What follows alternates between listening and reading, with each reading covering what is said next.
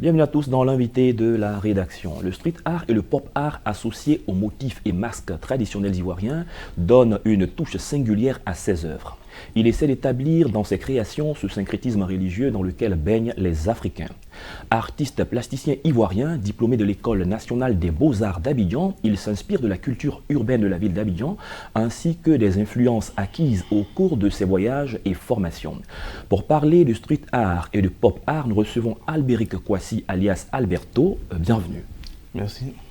Avec vous, nous allons parler de street art et de pop art. Mais pour nos nombreux téléspectateurs qui ne sont certainement pas des initiés, comment peut-on définir le street art et le pop art de façon assez simple? De façon assez simple, je dirais que le pop art, c'est un mouvement artistique qui est né en Grande-Bretagne au début des années 50 et qui est caractérisé par l'utilisation des techniques et des moyens de communication qu'on peut trouver dans la culture populaire, à savoir la publicité, à savoir la bande dessinée, les dessins animés, et puis tout ce qui est objet du masse populaire de l'époque. Voilà. Et il faut dire que ce mouvement-là nous a donné quand même de grands noms de l'art au niveau mondial, à savoir Roy Lichtenstein par exemple, Jackson Pollock par exemple, et puis bien d'autres artistes que je ne saurais citer ici. Voilà. Maintenant, en termes de street art, on peut dire que c'est un mouvement contemporain qui est également né aux États-Unis, mais qui, lui, englobe tout ce qui est forme d'art qui s'exprime en fait dans le milieu urbain et dans les espaces publics. Et on peut le catégoriser, bien évidemment, en fonction des techniques qui sont utilisées pour pouvoir l'exprimer, en fait. Donc, on a les stickers, on a les graffitis, on a les installations, etc. D'accord, on a beaucoup de jeunes qu'on connaît qui entrent à l'école des beaux-arts parce qu'en classe, ils avaient de très bonnes moyennes en arts plastiques. Est-ce que c'était votre cas? Vous avez eu une ambition beaucoup plus forte en y allant? Oui, moi j'ai toujours rêvé de faire de l'art parce que j'ai commencé à dessiner depuis tout petit. Voilà. Et malheureusement, lorsque je suis entré au collège, je n'avais pas eu la chance d'intégrer une école dans laquelle on faisait les arts plastiques. Donc ce n'est qu'au lycée que j'ai commencé à faire un peu d'art plastique. Mais j'ai voulu intégrer le Léa avec mon BPC, mais les parents n'ont pas voulu. Le lycée d'enseignement artistique. Oui, ils ont voulu que je poursuive jusqu'au bac, en fait. Et après l'obtention de mon bac, j'ai passé le concours d'entrée à l'INSAC et puis voilà, ça a marché. Et j'ai opté pour l'atelier de peinture et depuis là, voilà, je suis artiste peintre. D'accord, parlons de ce qui vous inspire, la ville d'Abidjan, cette ville urbaine. Qu'est-ce qui crée le déclic en vous lorsque vous observez cette grande ville? Pour moi, Abidjan, c'est comme une Côte d'Ivoire en miniature. Vous voyez, c'est une ville dans laquelle on trouve une laïcité qu'on ne trouverait pas forcément ailleurs. Une mosaïque culturelle aussi, et puis surtout un dynamisme qui est très présent. Et c'est tous ces aspects-là qui m'inspirent dans mon travail. Un artiste peintre, plasticien, comment on peut le définir?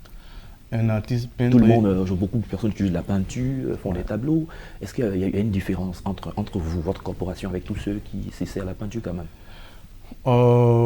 L'artiste peintre, celui qui se définit comme artiste peintre, on dira, peut-être abus de langage, que c'est celui qui n'utilise que la peinture.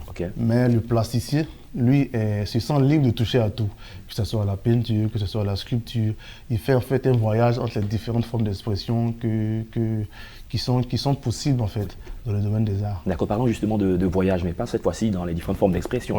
Vous avez effectué beaucoup de voyages. Qu'est-ce que vous tirez de ces voyages-là qui vous aident dans votre travail?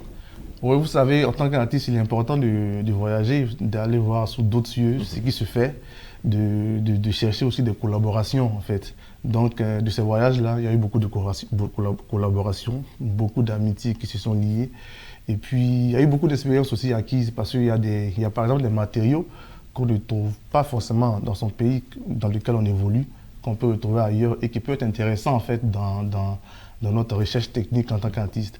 Donc, il est très conseillé pour les artistes d'effectuer beaucoup de voyages parce que c'est ce qui enrichit culturellement et artistiquement. D'accord, parlons de ce syncrétisme religieux que vous essayez de réaliser à travers vos œuvres. Pourquoi? Je n'essaie pas de créer un syncrétisme religieux parce que ce syncrétisme, il existe déjà, il a toujours existé depuis la nuit des temps.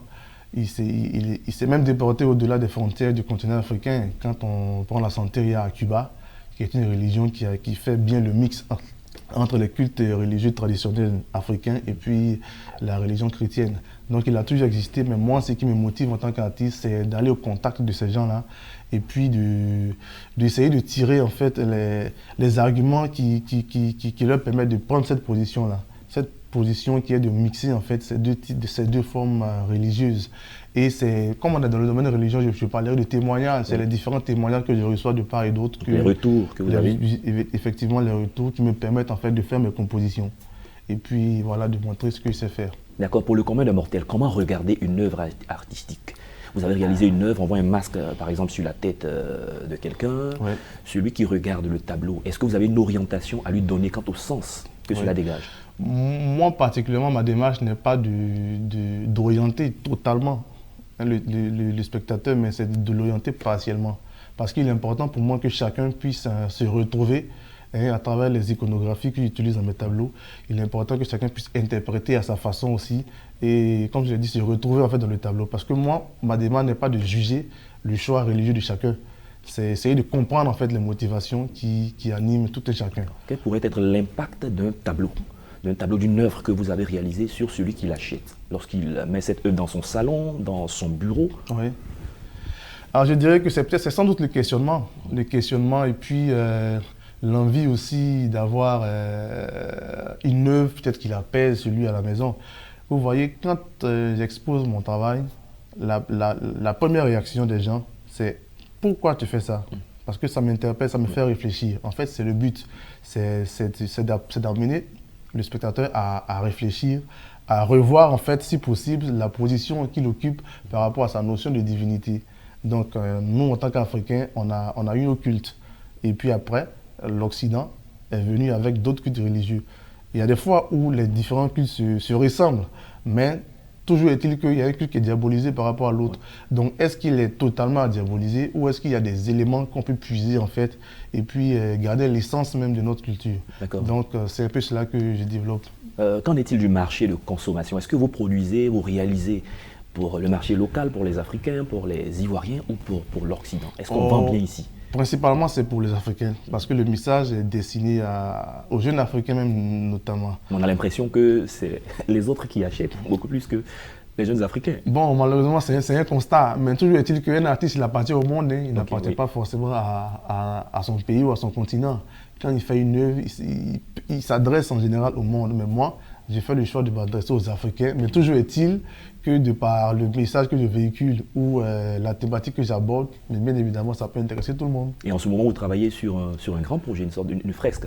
Oui, je travaille sur une fresque, sur la préparation et la réalisation d'une fresque qui est censée être le symbole entre l'Union européenne et l'Afrique. Leur partenariat qui dure depuis 60 ans. Donc on travaille sur la fresque, on a déjà fait la maquette qu'on ne va pas dévoiler maintenant. D'accord, et ça c'est de votre domaine. Quand on parle de l'Union européenne, on vous donne une thématique Afrique. Oui. Mais comment l'artiste arrive à entrer dans la pensée et réaliser cet objectif-là? Je dirais que tout est en fonction des thèmes en fait, qui me sont donnés, des différentes orientations qui sont très caricaturées à la base.